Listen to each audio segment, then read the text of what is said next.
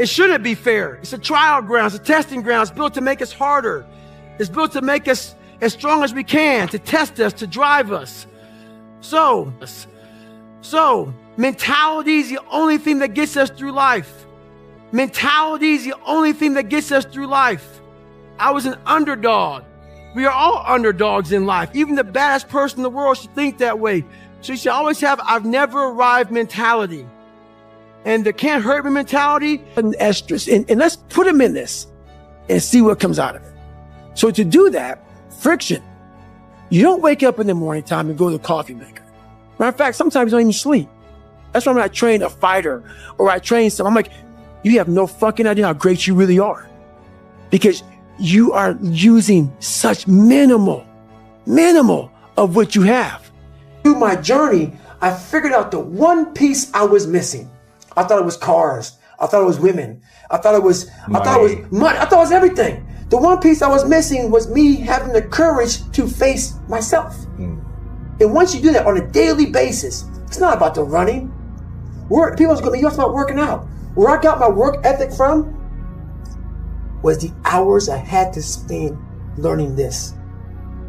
When you sit down and you're not smart, and you have a disability, and you still want to be at the top of your class, I didn't want to just get by. When I realized that I can learn through hard work, and I can beat the valedictorian in school, but I got put in 10 hours more a day than he does. You know what kind of strength comes from that? When you're sitting down, that guy that valedictorian studied for an hour, and you know, I caught you, and I am dumb, but I have the work ethic to catch you. When Apollo Creed beat the fucking shit out of Rocky, beat the shit out of him, he kept fighting. He was a dumb fighter, couldn't read, that was me. Couldn't read, couldn't write, just punchy, everything about him. And Rocky Apollo beat the shit out of him. He was in that corner, and everybody was saying, stay the fuck down. And him getting up, Apollo Creed raised his arms up in the fucking air, turned around, thought he won the fight. He turns around and sees this guy getting up, and it was the face of Apollo Creed that changed my life. The face of Apollo Creed. It was like, just by that motherfucker getting up, not winning, just by him getting the fuck up, Apollo Creed was champ. He's the best. Rocky had taken his soul, had literally taken his soul. His head goes down. He looks at him like, what the fuck are you? I wanted to be that, not Rocky. I wanted to be the guy that people looked at. I don't care if you like me or didn't like, I don't care. But said, this motherfucker is going to keep coming after whatever the fuck is in front of him. I wanted that. I wanted that worse than anything in the world. Like people want to do a documentary on me. I go, no. I don't want you to do a documentary on me. Because I will have normal, everyday people picking me apart. Oh, his life is miserable. Who wants to live like that? It's crazy how it's almost like he's sick, he's psychotic. I have to own this. No one's gonna come back to save me. No one's gonna come back on this couch and say, hey, it's okay. You're gonna be okay. No, I'm not. I'm not gonna be okay. I had to realize I had to take a stand. I had to make a real stand. And it was painful to look at who I was, what the world and myself created. It created a very lonely, depressed, insecure man that would do anything just to have a friend. I wasn't that smart, so I hid there. I hid because I was the only black person. I hid because I wanted to be I was constantly hiding from these groups of people because I wanted to be accepted.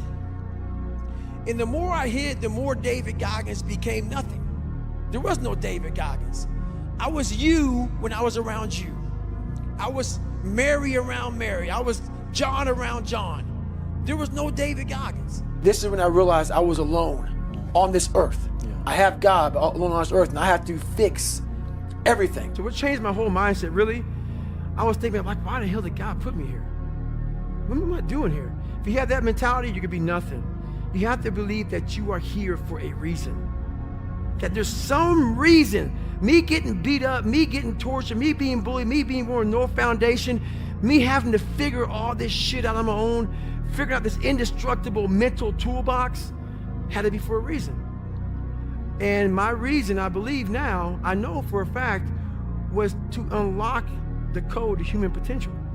And for me to share that with people. I no longer wanted to be a victim in my mind. I wanted to dominate when most people would refuse to dominate. I wanted to dominate under the most harsh environment. I had to stop thinking normal. I had to stop thinking normal. I can no longer be a common man walking around doing common things. I said, I'm going to decision to go all the way in. And a lot of us have this mindset of balanced. But if you want to be part of that 1%, I'm sorry to say, you got to throw that balanced shit in the wind. The only way you can do it is if you go all the way in.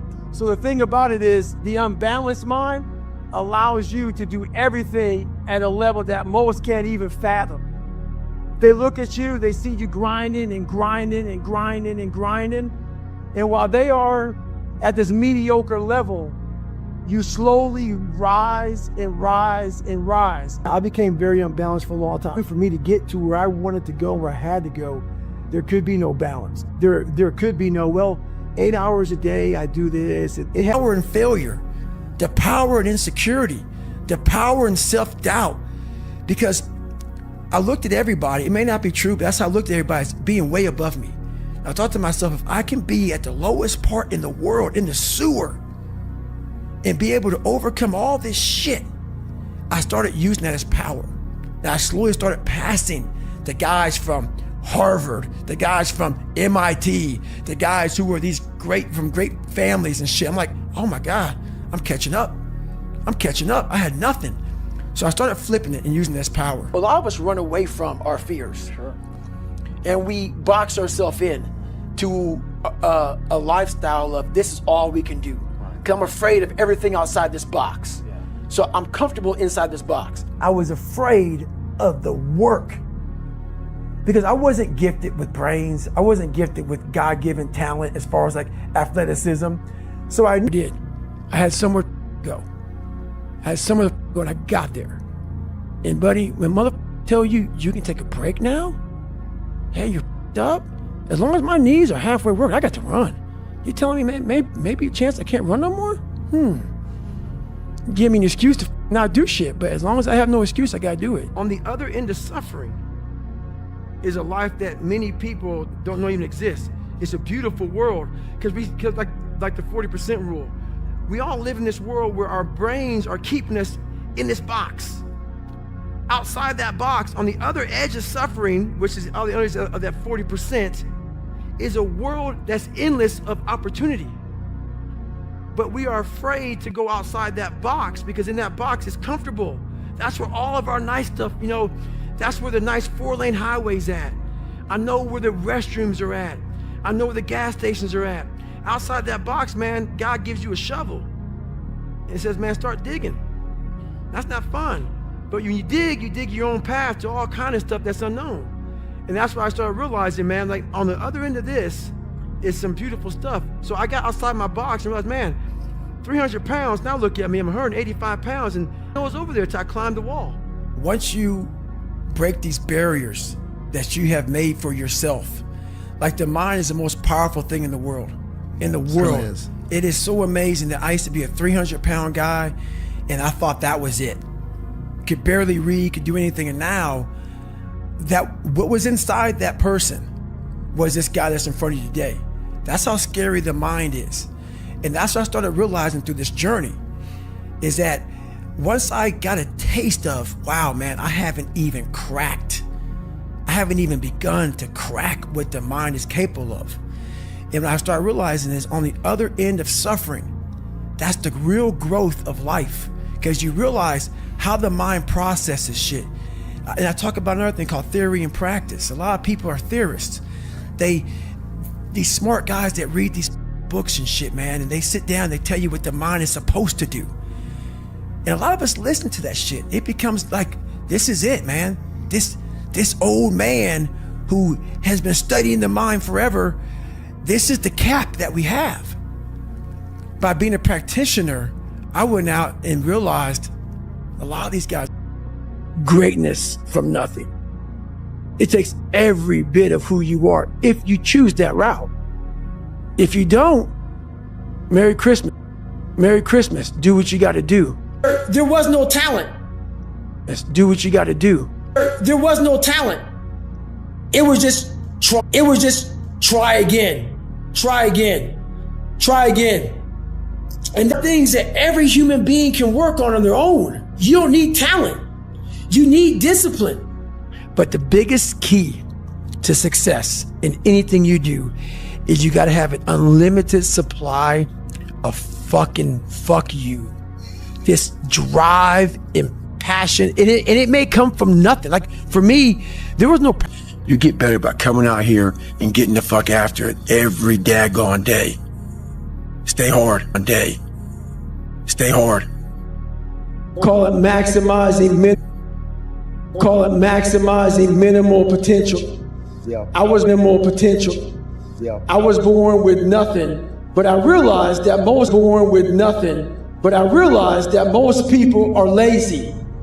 So a lot of people, how can I give normal people, and I'm normal. How can I give normal people, and I'm normal, but I found something that most don't want to find. Normal people, and I'm normal, but I found something that most don't want to find. How can I speak to people and give them something from this crazy psychotic? How can I speak to people and give them something from this crazy psychotic brain that I've developed? How can I give them that? So I sit down with Jennifer for years. I wanted to feel something besides defeat. I wanted to just go the distance. And that going the distance pushed me to a point of where now I go way past the distance. But the biggest one is we are all great. No matter if you think you're dumb, no matter it sets you apart from everybody else. And that's what it's all about. The barbaric life that I live, that you have to live, the almost obsession that you must have to be great, you can't put that shit in a fucking book, bro. You can't put it in a book. You can't write about it. It has to be experienced. It has to be experienced. And you can't even, after you experience it, to write it in a book, it would seem like he needs to be locked up. This ain't too gory. It's too gory. It doesn't make sense for a guy that every second of the day, he is trying to extract more from something. When that alarm clock goes off at 4 or 5 in the morning, your mind says no. You just say, it's just what we do. It's what we do now. Because to get to where you want to go, the amount of pain involved, the amount of mental pain, of how many times you're gonna have to do something that you don't want to do to get to where you want to go. There's gonna be more times you do something. And it makes me so mad. Every day I walk this earth and I see average all over the place. And they wanna ask me, how did you do it? I can't tell you how, because you're not gonna do it. You're not gonna do it. You're gonna continue being out, because every day you wake up, like he says, it's not like get the coffee, make the pancakes, kiss the girl, kiss the kids. You wake up, right to work.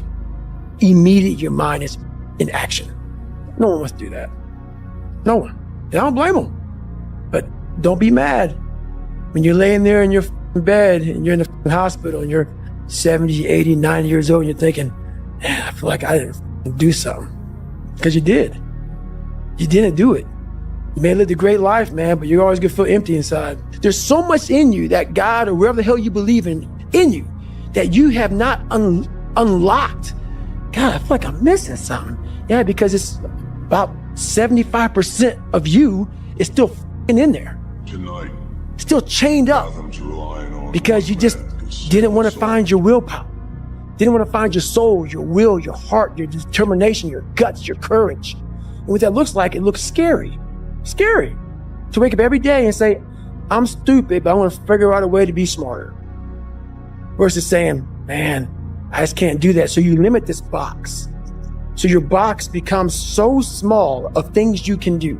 And then through examining myself, getting some willpower, some courage, it became bigger than this table. How bad do you want this? If it's as bad as you want to live or breathe or sleep, whatever the hell it may be, I can work with you. Most people don't want it that badly, which is why they always ask the question, man, how did you get to where you are? You know how to do it. You know exactly how to be you or how to be me. You don't want to do it. So I can't make you do it. And nor do I have the time or energy to force you into that place that I know you have to be to do it. There's no luck in this game, man. It may be a little bit of luck, but the luck happens after you bust your ass and you put yourself in that lucky situation. Luck doesn't happen.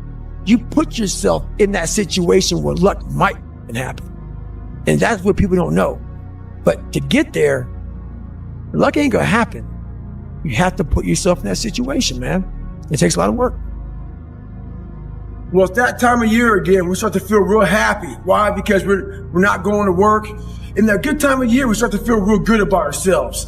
So I start to feel great. So we start making promises to ourselves about, hey, I'm going to lose some weight. I'm going to do better in school. I'm going to be better here, be better there. But guess what happens?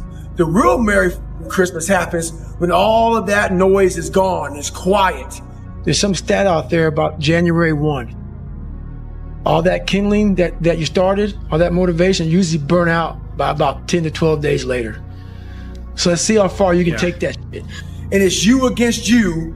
And now all those endorphins are gone. And I promise you made by getting up early and getting after it to go lose weight, study harder, guess what?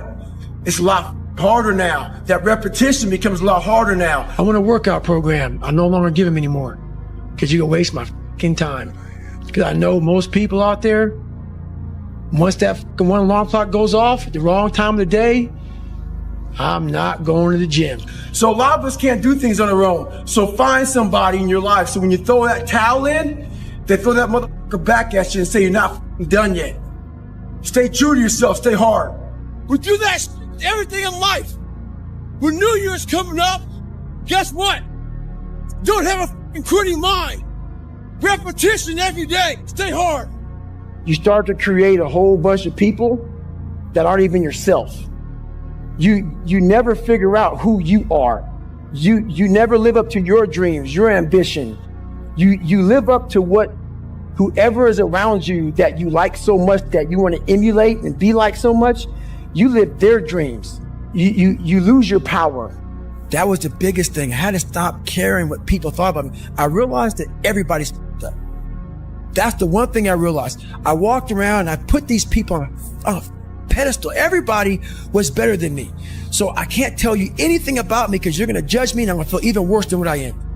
What I realized, once I calmed my mind down and sat back and looked at how jacked up this world is, once you realize that you are not alone, everybody that's talking to you about how jacked up you are, only thing they've done better than you is they've hidden their f***ed up world better than you have. This is the time right now for you to stop avoiding things. Get that pen and paper out. Look inside yourself. Stop looking at me or other people out here to be the hero of your story. This is time for you right now in all that solitude to get to know who you are as a person. Be alone with yourself. Write that down.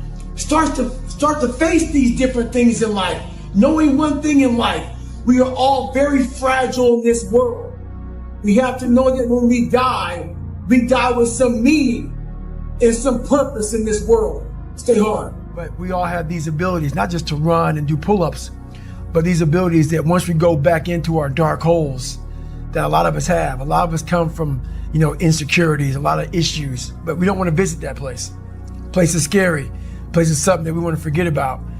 I had the courage, finally, to go back in there and organize it. Get it organized in my mind and figure out, where to start from. So, but the journey led me to the so-called superhuman stuff that I do now. Yeah. So when you said you had the courage finally, what does finally mean? I was haunted. So we all have these voices in our head. We like to not listen to them. The one that comforts us and keeps us nice and warm and cuddly and gives us cookies and milk at nighttime. We like that voice. That voice, the one we want to always hear, which is why people don't like to listen to me a lot. Some people do, some people don't. The only thing that changes you is being real. So basically, I had to have the courage to go back in it because nothing was getting done. I kept on going to that nice cuddly voice in my head saying, you know what? You don't need to do this. That's too much work, man. You've earned this. You deserve this. And that mentality got me to 297 pounds, fat, out of shape. To me, a loser. To me, making $1,000 a month and making a ton of mistakes. Because mistakes happen on the easy side of life. You take the easy road, the easy path, there's a lot of mistakes over there. The hard journey, you don't make too many mistakes over here because it's too hard. You don't want to repeat it. So it's challenging. And would you say you've built this almost like sadistic quality where you almost enjoy the pain? I don't enjoy it. It's necessary. Yeah. It's necessary. So every morning I wake up, it's not just about working out, but for me, working out has been a very big part of my mental growth. So for me, if I am not challenging myself every day, and I swear to God, people will not believe it. I was over almost 300 pounds twice in my life. A person that does that twice in his life does not enjoy cardiovascular activity, okay? Yeah. So people can put anything they want to in their head. I did realize one thing. The things I don't enjoy that I still do, that's where growth is at. And that's, for me, the only place growth is at, is in that very uncomfortable, in that uncomfortable zone. Yeah. So I have to visit it every single day. So and when you say visit it every day, what sort of things are you doing daily to push yourself? So for instance, today I woke up and I just got to London and I don't know where to run here. It's very difficult to run around this place. So someone said, hey, you can run around out here, like around this 1 mile block. And I'm like, you know what? I'm not doing that. So I went down to the gym and there's this like, teach myself victory first. I taught myself failure. I taught myself how to fail. And people are like, that's so depressing, is it? When you're 300 pounds and you can't read and write and you're up, you know how many times you're gonna fail on that process? So if you don't know how to fail, there is no victory. I never talked about winning because I knew the path to winning was gonna be years of failing first. So I taught myself how to fail properly. No one teaches you how to fail. But if you're going out for insurmountable odds, when I failed the day before, you are gonna have to learn how to get up extremely fast because you are gonna have a million setbacks on this journey. When I fail, I can't spend much time in that fail zone. I have to be able to get up and get after the next day just as fast because my goals were to be a Navy SEAL. I don't have time to stay here and feel bad for myself for weeks and months and years because I'll lose that time. So the big thing is know that if you have big goals and big dreams, along the way, failure is going to happen. So how fast do you get up from that? And you gotta teach yourself that. I'm gonna fail, I'm gonna fucking fail, I'm gonna fucking fail, I'm gonna fucking fail, and I will succeed. Once the mind knows you're not gonna quit something, it's gonna try to find more. It's gonna try to give you more. Once it realizes you're not gonna take the path of least resistance, you're gonna stay here and magic's up here. When you quit, your mind says we're done. So it doesn't expand. There's no expansion when you quit. When you quit. When you say you, this sucks, I'm drowning, I'm miserable, I'm suffering, I'm broken, but I'm not going anywhere. What happens to your mind is it does this. It says, it does this. It says, he's not leaving. So we got to expand. We got to grow. Leaving. So we got to expand. We got to grow. We got to figure it out. And what that means is you may have failed miserably yesterday, but you come to work like, people like, man, you just lost everything. How the hell are you just damn motivated? Because this is what it takes. This is what the it takes. And you got to get it from wherever you can. Whether you make up this illusion of your life or this false reality that gets you motivated. It's the one thing I talk about in my book, which is straight up brutal work ethic. Straight up brutal work ethic. I don't take any days off. No days. No days. 7 days a week. 7 days a week. You have to be A week. 7 days a week. You have to be willing to outwork everybody in the world. I'm not good enough. I'm better than anybody else. Everybody has this talent. Sure. It's not a talent. It's just realizing that we stop way short of our true potential. So through my life, I realized these things. I was that guy who grinded. I grinded hard. I mean, I grinded hard. I was that guy who was up, like if we went on an op or we had a workup, let's say we had a workup, we were in Nyland, we're out there shooting guns and doing land warfare. And we did it till like 1 o'clock in the morning. Most everybody would go to sleep. I didn't go to sleep. I went to the gym and I worked out. Or I'd go sleep, let's say we'd be up at 5 o'clock. I was up at 4 o'clock and got my hour in. Stuff that sucks every day. So then when the suck stuff comes, you're ready for it. No, this is your new life. This is who you are. Your new norm is you wake up and you suffer. And I started realizing norm is you wake up and you suffer. And I started realizing if that's my mentality, this shit ain't hard anymore. How many times I haven't been able to run? 2 heart surgeries, Best in the world at what you do. It's not about being a Navy SEAL, people.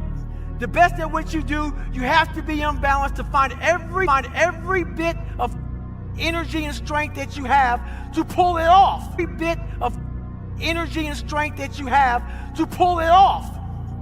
Then you get balanced once you become great. you have to be open-minded. And it's something that you know what you are capable of because you've gone there several times in those dark times. So my belief, why I kept on going back to Navy SEAL training and going back to all these different things, not because I hope. I just didn't figure it out yet. Not that I can't do it, I just didn't figure it out yet. And that's what all that is. And I've also built up an insanely high pain tolerance by having that dog. I'm not trust me, man, I was born some. Let us start to break down tactically how we can do this. Until then, you're gonna always lose. And anybody, not just Navy SEALs, but anybody that can accomplish anything that is hard, the only separator is that they really want to be there. There's some people that get inspired, and that inspiration moves them to try to do something. But the inspiration is very high right now in this nice environment. We're in a nice environment, the ocean's out there,